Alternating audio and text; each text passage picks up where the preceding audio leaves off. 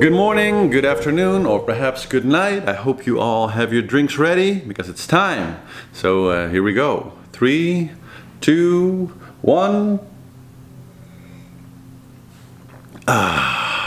Again, normal coffee today instead of water, so I'm back. So welcome everybody to another show. I think we have a lot of interesting things to discuss today. Going to ask some of the questions that you guys have asked me over the last few days. So we'll get into some more technical sailing topics. Of course, we'll look at the prediction of today. And first thing I want to start with is I'm getting a lot of questions, even through the email, of people who are saying, Florian, what is going on with Alex Thomson? I mean, he's lost like 70 miles or 80 miles of his lead in the last 24 hours. What is going on? Is his boat broken? What's happening? And the honest answer is, I don't know. I have noticed, just like you guys, that he is been falling back a little bit, and that his average boat speed has been consistently 3 or 4 knots lower than if you're looking at PRB or linked out. So yeah, they're definitely catching up. As I'm saying this right now, linked out is only 7 miles behind, so Thomas Bouillon, only 7 miles behind Sir Alex Thomson. But yeah, we'll see. I don't know if Alex is playing some kind of strategic game.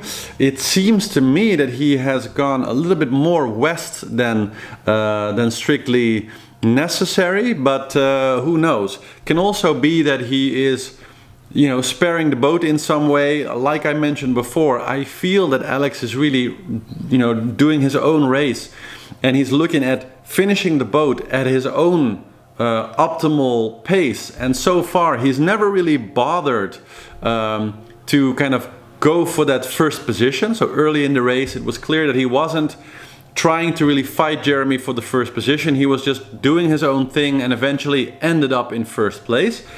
And maybe that's also what's going on right now. I mean, we've assumed that he's interested in keeping the lead, and of course I'm sure that he is on some level, but the question is it worth keeping the lead if he has to, you know, push the boat a little harder than he wants? And where is that balance between keeping the boat in one piece and actually finishing the race, and you know, remaining in first place the whole time? So I don't know, you know, the new boat, he's the only one who knows that. I don't know how big or small the, you know, maybe speed advantage is going to be once he gets into, you know, the situation that all the boats have really been designed for, which is the Southern Ocean situation. So, you know, maybe he's just really confident in the fact that as long as he's in the top 3 or 4 and he, you know, hits the Southern Ocean within that sort of leadership pack, that he'll be able to use the superior speed of the boat. I don't know. There can be all kinds of strategic decisions. It can also be that he just made a mistake and went too much west. No one knows. Time will tell.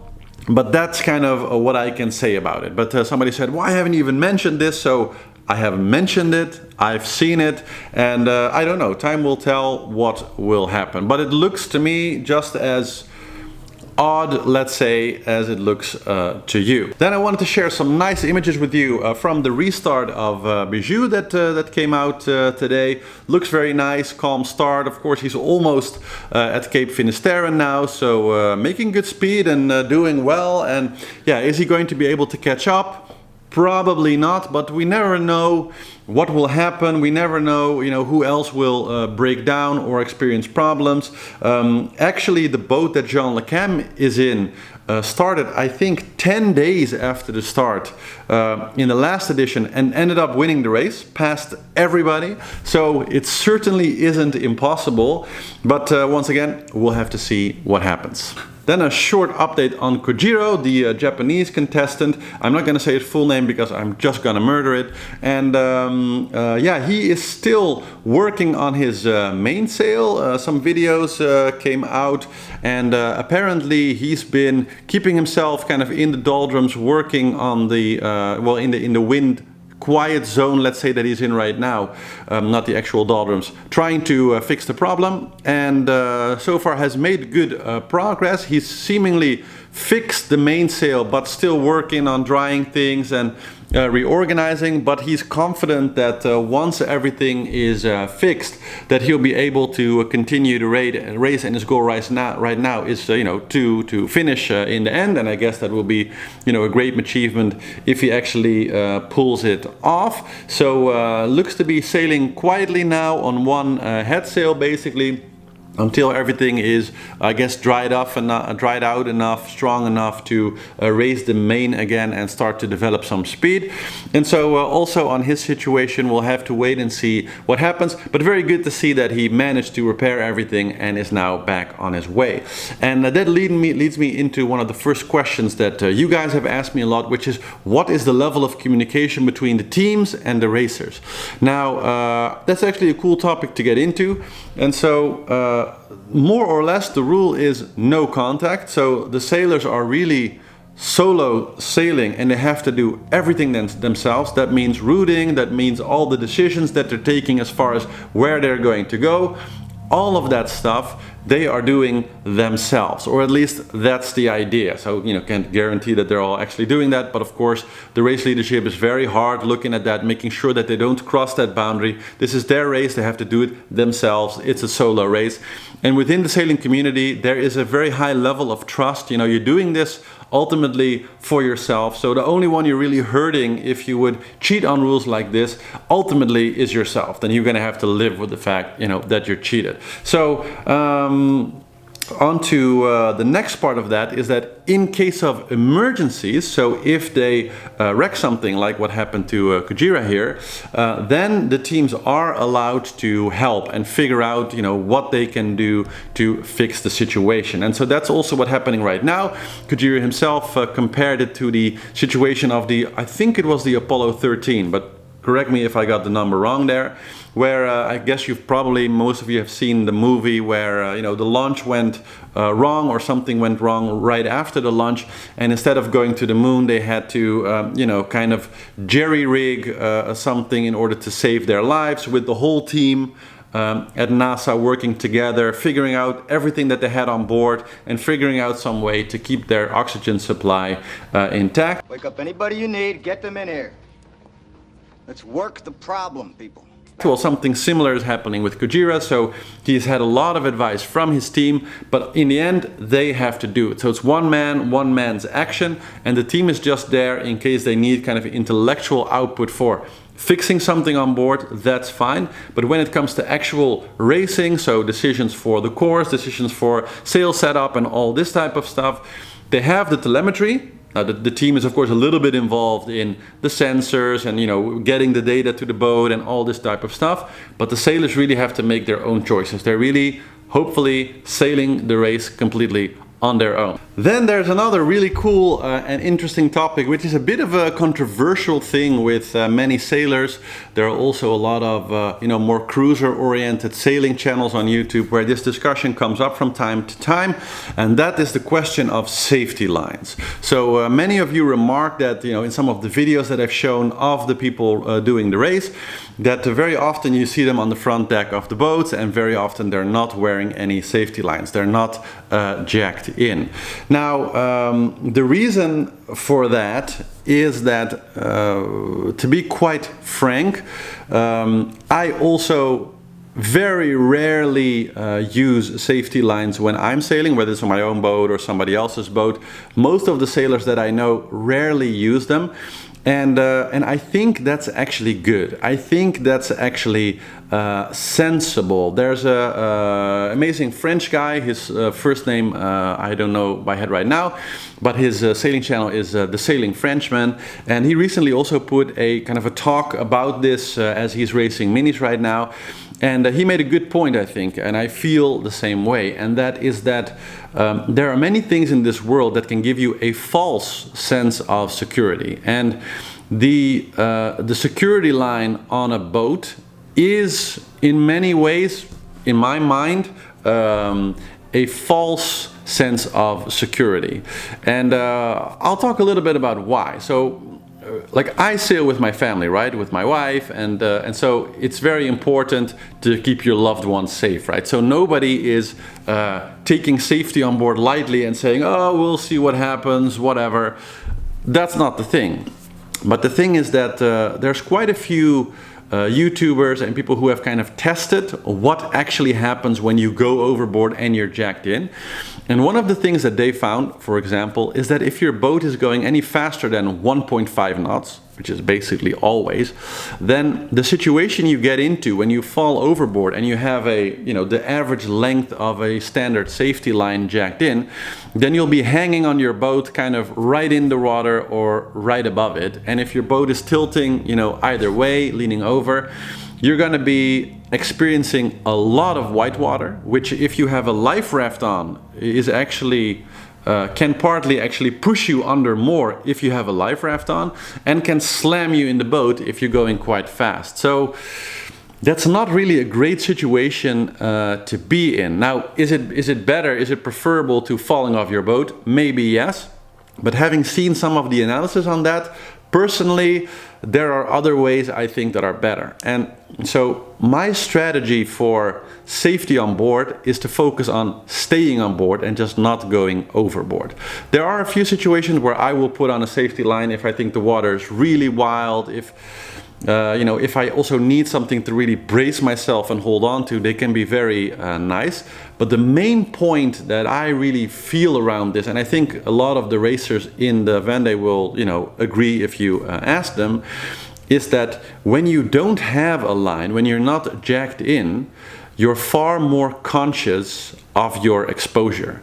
So when you're not jacked in, you constantly have this in your mind, and you should have this in your mind, that you have to always hold on to something. There's a rule, one hand for yourself, one hand for the boat.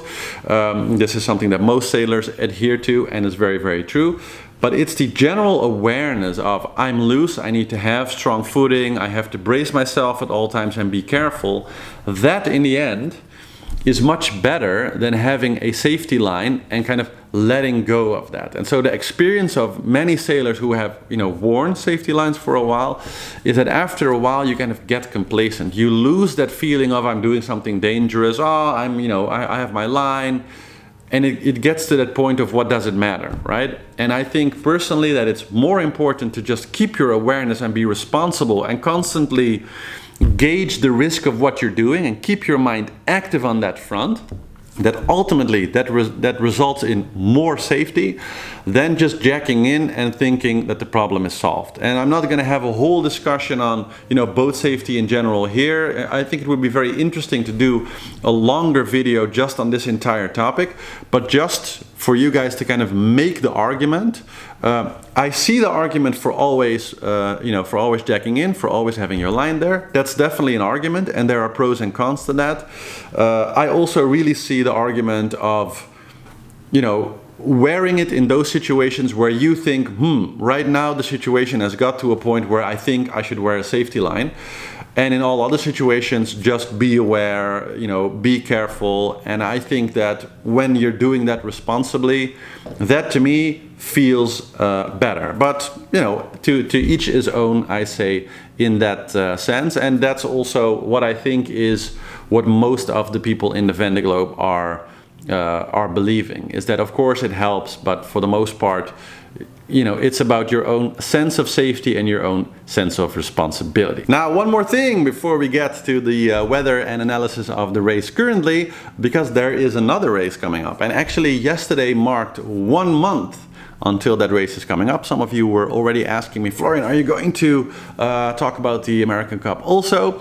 And yes, I am going to talk about the American Cup as well. So look forward to that. And I actually dropped a really cool little video yesterday. So just for you guys who don't know what the American Cup is, maybe, here we go.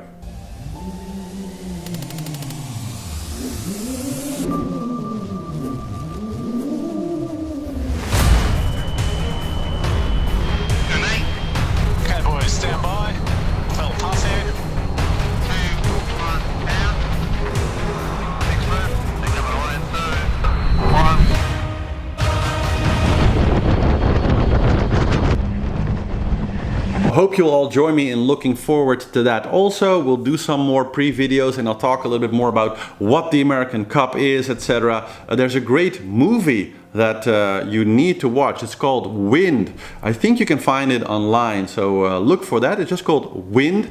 And you know, if you're curious about the America's Cup, that's basically the best introduction to the whole thing that you can possibly get, and a really great fun sailing movie to watch, you know, with your loved ones, your family. So a big recommend on that one. Okay, so time to get into the current status of the race. Let's head to the overall view here, and as you can see, so Alex still in the lead, but right now if we look at the leaderboard, let's refresh here just for a second to make sure that we have the latest and greatest, and yeah, that still shows Thomas Ruyan with his linked out at about well, almost 8 nautical miles behind Alex. And judging by the wind, I would say that right now, you know, even if we zoom out a little bit, it looks a lot like linked out might be in a better position. I do see that there is a bit of more of a patch of darker green where Alex is sailing, but he also has this quite more lighter patch around the coast that he better avoid. So hard to say exactly whose strategy is right here. I'm sure they're all fighting like lions to either get in the lead or stay in the lead. But it's clear that if I look at the speed here for PRB, we see 22 knots right now, 19 average. Linked in, same thing, linked out, sorry, same thing. And we see Alex with about 14. So, you know, and it's been consistent over the last day or so that he's, you know, around 14, 15 knots, just significantly slower than what the other two leaders are doing. Jean Le Cam fell back quite a bit, but at the moment also still closing his lead, being, you know, 1 to 2 knots faster than Alex on average. So, yeah, we'll see. Maybe we will have a lead change by the end of the day. It's definitely not impossible, and yeah, that's what it is. Well, if we look at the predict wind, I ran the courses for right now, and it is interesting to see that actually it is kind of spot on. So I also checked it from yesterday, and yeah, it did actually advise me to go the way that Alex is also going. A lot of you guys, by the way, are asking me about the polars. I'm using the Amoca 60 polars for this. So they're accurate for the latest, like, general Amoca image, but not necessarily exactly for Hugo Boss or PRB or linked out, which might be, you know, slightly different. But this is the most updated one that's standard in the most advanced package from Predict Wind that I have, which they were generous enough to provide to me. For so full disclosure there. And I already also mentioned this in other videos. I was using, you know, Predict Wind when I was cruising myself in Asia a lot, with no sponsorship or anything like that. So loved this program before. I'm happy that they are happy to sponsor me with this and have me as an ambassador for the program. But, you know, my opinion wasn't influenced by that at all. It's just the good stuff. Now, let's see. So for the next 24 hours or so, we see that it does, you know, give a general advice of hugging the coast pretty clearly in order to get to this kind of patch of some stronger wind more to the west, and then kind of making the bend, and then, oh, lost the cursor here, and then kind of flying through the sister, kind of avoiding this this zone here to the east. And so that ultimately, I guess, is the reason why the boats are hugging more west, in order to avoid getting stuck in that later. So that's the rationale behind it, but it does seem awfully patchy here. We see this very strange kind of thing happening here with all this kind of, well, very, very patchy weather. So if you were following the blue line, that get real complicated. Seems very much on the edge of the system here. And then, well, as we can see here, very, very risky routing for the first, for once we get to 3, 4, 5 days. So I'm sure that, you know, that's nothing that we should look at right now. But it's going to get interesting and complicated. And like I said yesterday, right now, all of the predictions that really matter, so the stuff that really matters, which is 3-4 days from now, I consider all of that highly speculative, highly unsure. Like if you would ask me to give a percentage on how much to trust the predictions 4, 5, 6 days from now, I would say 20% or less. So, you know, just to give you my honest opinion of, you know, how much to hold on to this type of weather predictions right now. So if we look at the field right now, let's go back to the moment right now. This is kind of what we got. Now it's clear that we have this opening and that all of them seem to be going west, so really going for a wide circle around the Helena high. I guess I said low yesterday, my excuse for that. And we'll see how they get through it, but of course, you know, I guess they're all most interested to get to, you know, the stronger stuff down here, and it seems like we have a great big line of very, very confused weather that they're all going to have to sail through once we are probably 3-4 days more in. And yeah, it'll be interesting to see. Same as yesterday, it will be yeah, like I said, I think Jean Le Cam especially, I was expecting him to gain some ground on the foilers, and he seems to be doing that to some degree right now, so good for Jean. Other than that, what's happening among the foilers, so basically PRB linked out and Hugo Boss here stretching at the front. I don't know, we might see a lead change, we might see Alex change direction and get some more strength as he's going more on a more of a beating streak. I don't know, it's just very, very hard to say, but looking at the different options that the predicting software gives me, I would say that Alex is probably just going to stay right on course where he is right now and race his own race, and is hoping to get a bit more wind in a day and a half or so. So maybe a lead change for the next 20 hours and then he'll get back in the lead. Maybe not, we'll see. Your guess ultimately is as good as mine. So I guess we'll wait and we'll see what happens. So that's it for today. Thank you all again for watching. Make sure to like, subscribe, hit the notification bell so you always know when I put a new update out. And if you want to help me build up the channel, please become a backer, a patron, whatever you want to call it. Go to our website, seawolvestv.com. And if you become a backer, right now we have this wonderful book. It's called How to Learn Anything 3 Times Faster. I wrote it. This is actually the Dutch version, but you get the EPUB or PDF version if you become a supporter. And yeah, I think you'll really like this. If you haven't sort of heard that in earlier videos, a little bit about myself. So this is kind of my